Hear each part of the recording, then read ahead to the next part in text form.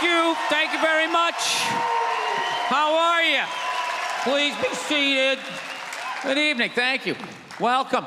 Welcome to this lovely theater here in downtown Montreal. It's unbelievable. Can't understand you. Female voice does not travel well. I don't know what it is.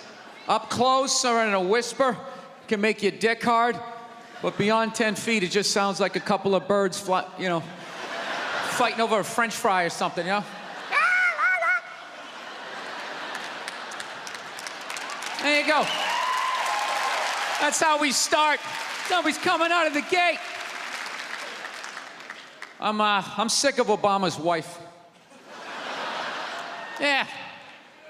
Just running her. This isn't some Democrat, Republican shit. This is just in general. Just running her yap.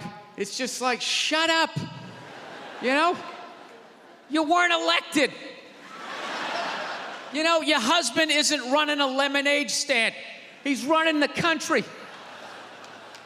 No, generally speaking, first ladies, they've been out of line for a good 25, 30 years. They think for some reason that their husband has the job, that now they should be chiming in like they know some shit, you know? Dude, if you had a leak at your house and you called the plumber, and the plumber comes in and he starts fixing it, what would you do if 5 seconds later his wife, who isn't a plumber, comes walking in, well, I think we should route it over here. It's like, shut up! Just because you're fucking the plumber doesn't mean you understand plumbing. Okay? No. This is all like my fears, because they're trying to tell us down south there, they're starting to like gear up for Hillary Clinton to be running for president, saying like, I think that would be a good thing. Yeah, people clapping. What is that based on? Based on what? I don't get how she became a senator. That's shocking to you? She went from never holding political office to immediately being a senator. Why, because she was fucking the president? Should Tom Brady's wife be the next quarterback of the Rams? Does he have some sort of magical powers? Like, you suck at sports? I couldn't throw it all, and then he fucked me, and I just picked up this ball, and I was just lacing it in there. It was incredible. Dude, it all started with Nancy Reagan. That's where it first went off the rails, you know? She came out with her little bird body, you know, just her big head. Just came walking out, say no to drugs, and people off your heroin, say no to that. She just walked back. Hillary had her stupid health care plan. Obama's wife's running her yap on 60 Minutes, you know? I gotta give it up to the Bushes. They had their women in line. They did. Barbara never said shit. She smiled every once in a while. She threw something in there. George W.'s wife, I don't even know her name. This dude was in office for 8 years. I don't even know her fucking name.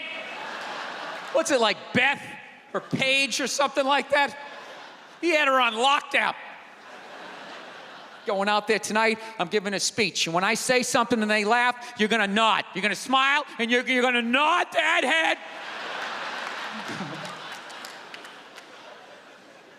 Is this how it's gonna be? Really? Do you think like me saying this is somehow gonna affect? She's still gonna win.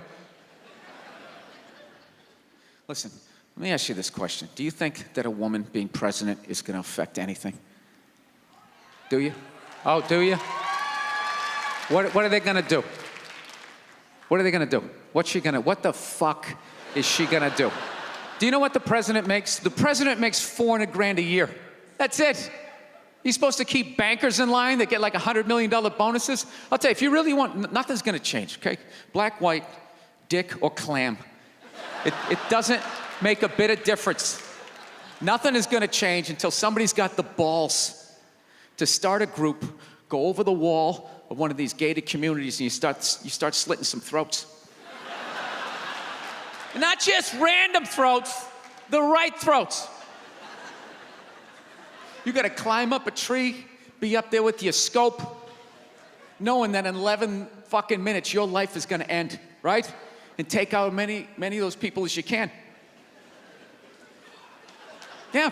Other than that, it's just gonna be a pair of tits saying the same shit to you. I'm staying in a hotel, everybody.